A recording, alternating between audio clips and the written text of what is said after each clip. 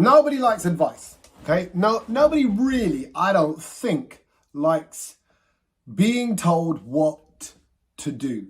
Particularly if you're kind of going through something. You know, like when you're a little bit overweight, you kind of, someone goes, oh, you know what you should do? You should do HIIT training. Oh, bugger off. You know what you should do? You should try cutting out the carbs. You should try this. Oh, you know, if you're broke, oh, you know what you should do? You should try putting your money into crypto. Everyone's like, I've got a thing against advice. I don't know what it is. It just rubs me up the wrong way. I'm like, you know what, mate? You do you. I'll do me. Thank you very much. We'll be fine. And I also believe that people will find their own solutions. You already know what the biggest problems are in your life. You know what they are. Whether it's your relationship, whether it's work, whether it's a lack of sleep, whether it's your diet, whatever it is. You know what it is. And I don't want to be, I'm not a preacher. I don't like to preach anything to anyone. I think this is the journey. This is life. We're all working it out. Nobody is the finished article of the perfect person. I don't think you ever achieve that. There is always something you want to tweak and change. And through doing these podcasts, I've realized that about everyone on every level, people that are wealthy, people that are in shape, people that are happy and married with kids, and people that are not, you know, you realize that everyone's working on something. So, you know, preaching to people about what they should or shouldn't do isn't me. And that's not what I'm doing now, he says, basically about to probably preach. But I don't want to tell you what to do, because I'm not about that. But what I'm doing in this podcast right now is sharing something that I did. And if it works for you, wicked. If you're not interested, don't worry about it. I gave up booze 2 years ago this week. So it was on January the 11th, 2020, just pre-COVID, pre-lockdown, that I coincidentally stopped drinking. Now, before I go any further, let me just point out, I didn't have a drink problem. I didn't overdo it. I didn't, end up in some mess and some state, and that's what triggered me to give up booze. But I was drinking more than what I knew was right. And that probably came about from losing my job. So I lost my job, and then I didn't need to not drink. I love drink. And to this day, I still think of alcohol quite fondly, because I love shots and I love cocktails, and I love wine with certain foods, and a nice red wine with a bit of steak. Guys, it's delicious. It is delicious. So I'm not that guy that's kind of here kind of going, oh, drink is so bad and you shouldn't be drinking, man. It's toxins in your body. No, you know what? It makes the party. It does. It does. And anyone who's a drinker will tell you, like, come on, man, have a couple of glaciers, as we say, and things are a bit more lively. I know that. But having said that, and it's weird that it's even me saying these words, because I tell you what, also, if you've worked with me, over the years at any event, from live events, comedy nights, any opportunity, any gigs out and about, or even after a show of any kind, I like a drink, okay? I love getting on it. I love hosting drinks. I love getting drinks in for other people. I love doing shots together. So I loved all that. And so there are going to be some people here who I just haven't seen because of lockdown and because of work and things like that for several years, who are going to find it hard to believe that I now don't drink. And like I said, it's been a good, solid 2 years of not drinking. And I don't think I'm going to go back. That's what I'm saying now. I might do. I might have the odd drink. I might not. Never say never. I don't know what the future holds. Like I said, I'm not preaching to myself, let alone anybody else. My point is, 2 years ago, I gave up booze just before lockdown. And what was happening at the time is I was 43 years old then, 43. And I realized the hangovers are getting worse. So I'm really saying this in this podcast in case this is you, in case this is you in your mid-30s, in case this is you in your 50s. But the hangovers are getting a lot worse. Not even like, when you were younger and you'd be hungover and you'd go, oh man, I'm so hungover, man. I'm going to go get a nice greasy fry up and sort myself out. And you're fine. But the hangovers were getting worse in the way that I found myself getting a bit kind of negative, getting a bit down, not really being able to face work and the things that I love doing, which is talking to people and being out and about. I didn't really want to go anywhere. I spent the whole day on the sofa hungover because I was just like, oh, I feel like crap. And I got 2 boys. I got two sons who were young. At the time when I gave up booze, they were like 7 and 1. No, so I can't do my maths. No, not so 7 and 3.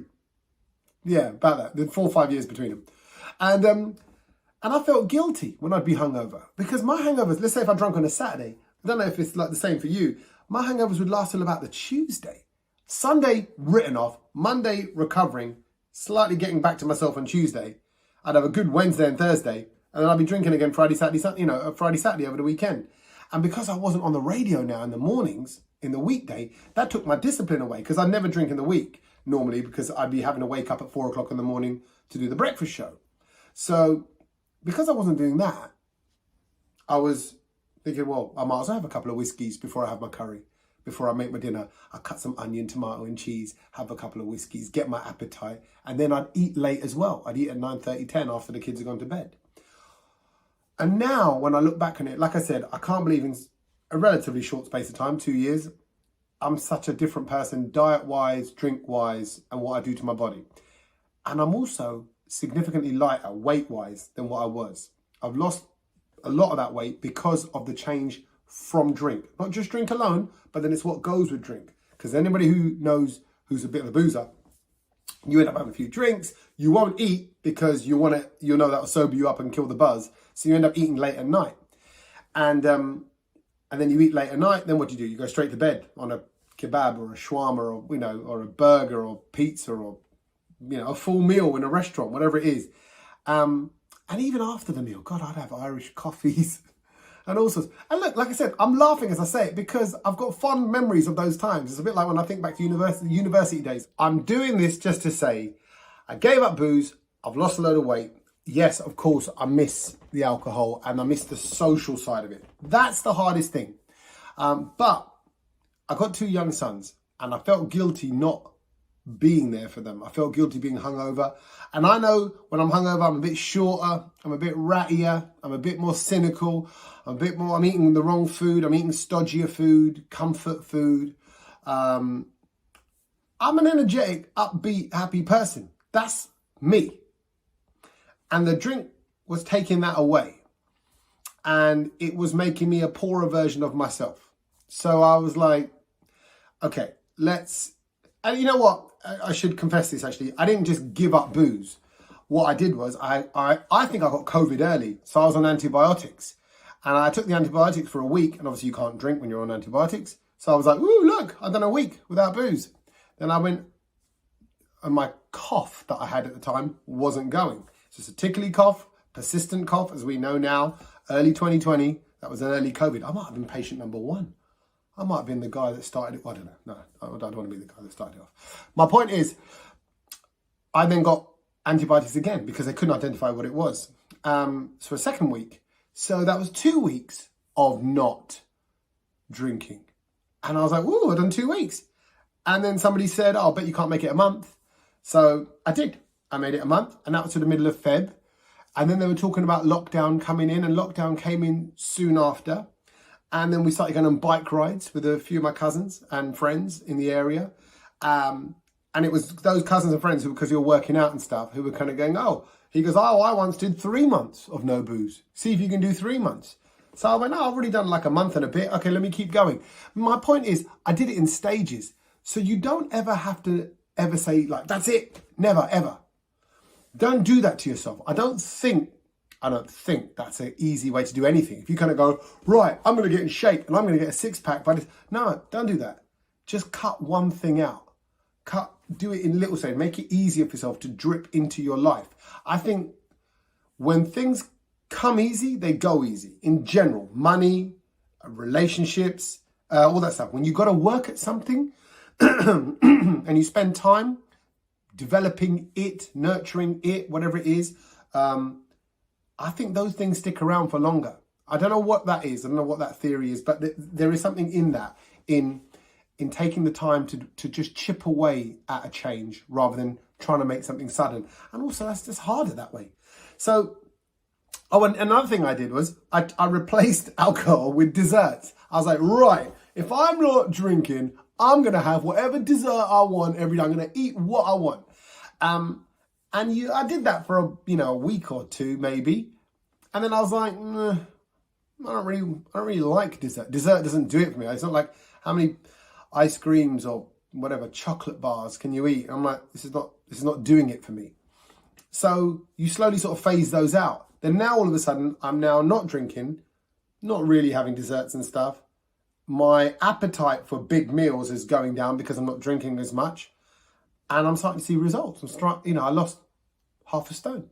You're like, well, actually, yeah, that's all right. And look, the vain side of me is like, I'll take that if that's what it takes. But the hard part, sorry, I've remembered something. The hard part also is the drinks cupboard in the house. Like, I didn't get rid of all the booze in the house. It's still here. All the whiskies and good whiskies. Nice premium whiskies from Japan and Scotland and like good stuff. And I still think of it fondly. I'm like, oh yeah, those nice whiskies. But it's weird. I don't want it in the same way I wanted it before. I'm going, yeah, it's nice whiskies. That's cool. They're there. And I'm honestly, if people who know me will know that's a strange feeling because, like I said, I like booze. But I just don't have the same desire. Something changes in you over time. Something scientifically, biologically, something happens whereby you just don't want it in the same way because you've got this new routine. So when I would be like there and I'd have my bit of food, whatever, I'm pointing over there because that's where the kitchen is and the drinks cupboard is there as well. So when I'm cutting food and I'm preparing food where I'd normally have a drink to go with it, now all of a sudden, in the early stages, I was very conscious of where the drinks cupboard is. I knew it was there. I knew it was behind that wall. And you're thinking about it all the time. You're like, oh yeah, the drinks. It's like if there was a tiger in the room. It's like if there was it's a terrible analogy. If there was a tiger in the room, you'd know there's a tiger over there. Someone says, ignore the tiger. You're like, yeah, but there's a tiger's over there. I know it's over there. And it was the same kind of with the drink. I couldn't not think about where it was. And that's weird because that must mean I was an alcoholic. It must mean it if I'm aware of it like that. But I was probably a happy alcoholic or a functioning alcoholic or whatever they call it. Because I'd have 1 or 2 drinks every now and then, nearly every day. Now, my wife will tell you I was overdoing it. Because I'm a big guy, I'm 6'2", I'm Punjabi, and us Punjabis like to drink. And I could do half a bottle, 3/4 of a bottle of whiskey and vodka and shots and wine and a few beers. I could do that on a big night out. I could do that. And I wouldn't be stumbling around. And I'd probably be still quite happy in my disposition and my nature. I didn't get moody and miserable and weird and aggressive like a lot of guys can do, particularly guys. So that's why I kind of carried on drinking because it would just highlight that. But the hangovers was where it hit me, that downness. And I didn't want to feel down anymore because it was hard enough trying to recover from losing your job and trying to get yourself back up and out there and all of that. So one thing kind of led to another, and then lockdown, and then everyone was at home, and then my missus is at home now, and she doesn't drink. Well, she doesn't drink much at all. The odd glass now and then. So because she's not that, oh yeah, should we have a glass of wine? Should we have a glass of wine with dinner? She's not that kind of woman. So we don't have that relationship. There's a bottle of wine in the fridge. So we weren't doing that. I'm now not drinking. Lockdowns happened. The kids are around more. I'm needed to be awake and alert for them more. And I kind of fell into this now not drinking thing. But it's been 2 years. And I don't know how it's got around to 2 years because, like, where's the time gone? And I do also think I was lucky because of lockdown that I didn't have the social situations around me to drink. So it wasn't, and I like to meet people and drink. This weekend, I've got my friends coming over, university mates I've not seen since pre-lockdown. And they're coming over, and it's going to be weird that I'm not drinking. It is going to be weird. And that's the other thing I want to point out. It is weird not drinking when you are a drinker. It is weird going out with people who expect you to drink. And you also do get people telling you, go on, bruv. Oh, bruv, well, having one, though. Having one ain't going to make a difference, is it? Oh, you've done really well so far. What's one going to do? Like, bloody, go, yeah, him over there, he's not drinking.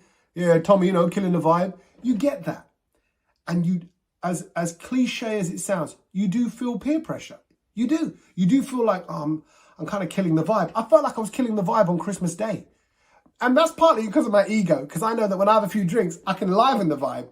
And it's hard to find the liveliness when you haven't had a couple of drinks, couple of beers, couple of shots, boom. all of a sudden I'm singing, I'm dancing, I've got things to say, I want to perform, I want to lighten up the mood in the room. And without it, it's trickier. It is. It's harder. And that's why I wouldn't have drink at events when I do shows and stuff. I wouldn't have it because I needed it for my nerves. I don't really feel nerves like that. I get anxious because I got to think about what I got to say or what I got to do, but I don't get nervous. And by having a couple of drinks, it just gets you into the fun vibe. It gets you into that mode of, hey, it's Tommy Sandy, I'm here to have some fun. And it fast forwards that process. But I now know I can get to that state in my mind quite naturally. Not quite the same, but nearly there, by just warming myself up with the crowd. So if I'm doing stand-up, a couple of minutes in, I feel like I've had a couple of drinks. I love it so much. I love live performing so much. I love a crowd so much that within a few minutes, I've got that buzz going. So my point is, really, what am I saying? I'm saying in my family, drink is one of the biggest problems. It is for men, mainly. Some women as well, but mainly men.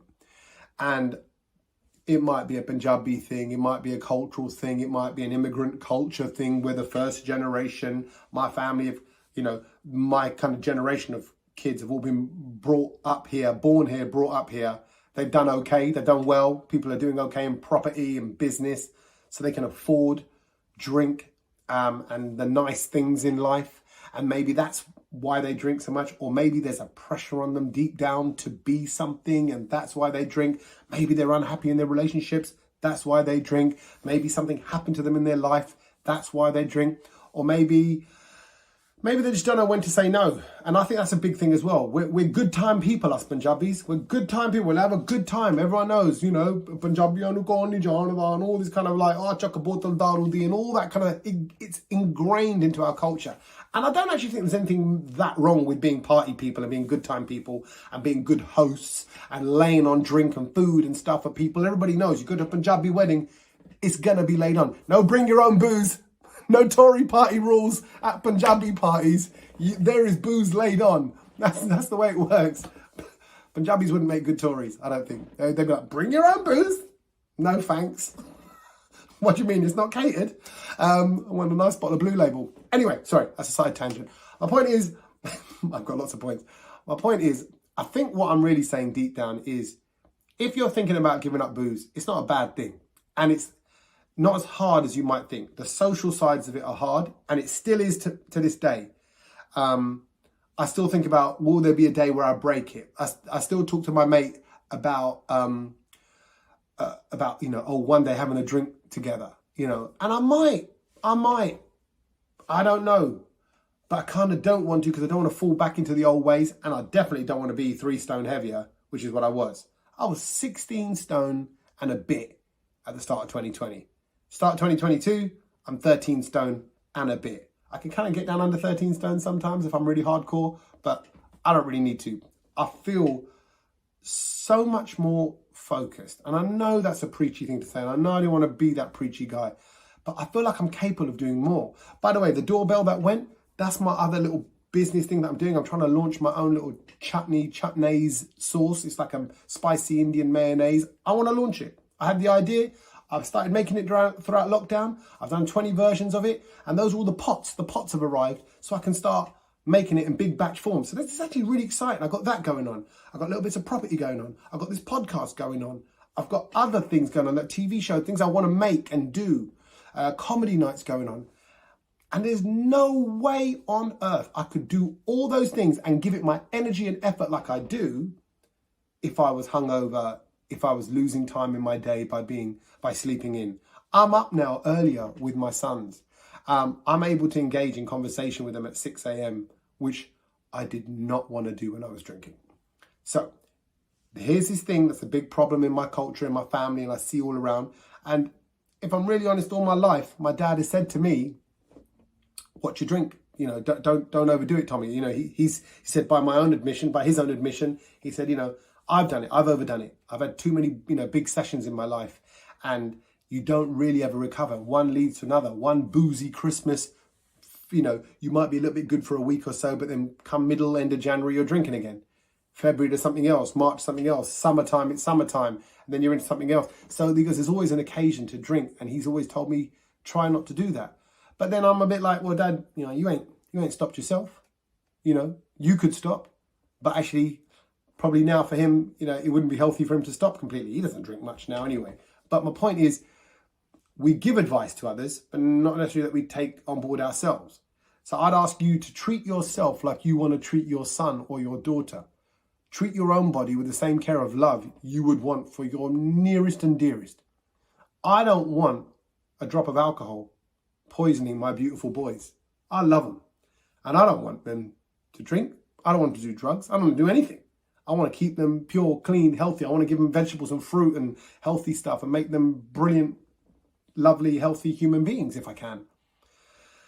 But the only way I think I can do that is to lead by example. So I wanted to break the cycle. I wanted to put the word out there that not all Punjabis drink, but we can still be good time people. Hopefully I still can be a good time person. Hopefully I still am doing my comedy and having a laugh and a giggle, and I can still bring something to the party, even without having a drink or two. And I don't want my sons to see me doing that. And actually I said to Milo, my 9-year-old, a little while ago, I said, look, I don't drink. Drink is it's a type of poison. I said, it makes you feel good. It's a type of drug, is what I said, not poison. I said, it makes you feel good, but then it makes you feel terrible afterwards. I said, same way sugar makes you feel good, doesn't have great effects afterwards. Drugs do the same. And he said, and I said, don't get me wrong, Milo. I said, at your wedding one day in the future, I might have a drink. I might have a glass of champagne. And he went, well, I'm not serving drugs. I'm not serving drugs at my wedding, he said in his very butch way. And so, I think you without knowing it, we're passing on these lessons to our kids. And I think if it's worthwhile doing for any reason, it's probably worthwhile doing for them. So that's it. No more preaching. All I'm saying is I'm not knocking drink at all. I'm not that guy that's going to stop anybody else from drinking. I'm not that guy that's going to even tell anybody else to cut down. You do you. I'm not out to change you. I'm out to change me. All I'm doing, because I'm out there, this podcast is out there, I'm putting myself out there as a person, as a broadcaster, as a podcaster, as a comedian, as a whatever I am. And I just want to share something that worked for me. And if only if you're at that stage, I suppose, in your head, when you know this ain't right, the booze ain't right, the fun's not there anymore, the negatives outweigh the positives. That yes, you're going to feel great having a few drinks and things are funnier. And by the way, they're not that funny. Trust me, I've been around pissed up people and they're spitting in my ear, talking to me, Tommy, I'll tell you another thing. What you think is hilarious, it isn't that hilarious. Okay, that's the reality. I happen to think I'm really funny when I'm drunk. But anyway, that's another thing altogether. Obviously, I think I'm funny anyway, which is why I do what I do. But my point is, it didn't work for me. Change was kind of coming, and it happened quite naturally. And actually, lockdown and probably those things helped as well. So it worked. I'm not telling you what to do, but I'm just sharing the story and how it kind of came about and the little stages in which it came about. And now I'm working out more. And now I'm doing other things. Like me and my wife, we go on these kind of nuclear races and tough mudders. We want to go for walks and things like that together. I know. It's annoying. People like me annoyed me when I was drinking. I'm like, oh yeah, whatever. Oh, Mr. Fitness, all that. I'm really not that guy. I'm still lazy. I still like to sleep in. I still like to eat chocolate and pies and alua de pronte and all those other things. Love it. And I won't stop that. But I almost feel like I found a cheat, because by not drinking, I can still do all those things. And it doesn't have the same kind of calorific effect on my body that it did do when I was drinking as well. So if it works for you, give it a go. I promise you it worked for me as well. Look after yourselves, I guess is what I'm saying as well. And, chase your happiness. Chase it. Chase it with aggression. Because there's so many things out there that are designed to bring us down. And they will win. And drink will help them win. And, I don't know about you, but after you've had a few drinks, I don't know, nothing good really happens. You think something good's going to happen, but it's not. There's nothing in it. It's a kind of a short-term fix. And again, I feel like a hypocrite because I loved to drink back then. And I know I still remember the feeling clearly of loving drink. But right now, I can't tell you I can't emphasize enough how much I'm loving life right now, not being a drinker and waking up fresh. I still wake up, by the way, and kind of go, oh no, no, I'm not hungover. But you still think you might be, because you're so used to waking up a bit rough on a Saturday or Sunday morning. But I'm not. So there you go. I'm done. This has gone on way too long. So good luck if that's what you want to do. It's 2 years down for me. Who knows? Next video I might be posting in 6 months' time and I might be drinking again. I don't know. But I'm not going to beat myself up over it. And if I decide to do that, I'll do that. But right now I have no intention to do that. And I'm quite enjoying being a non-drinker. And you look at the world very, very differently. So good luck with whatever it is you're chasing. Good luck with whatever it is you're doing. Go smash it. And we'll be back to having guests on tomorrow or very soon on the podcast. Thanks for listening.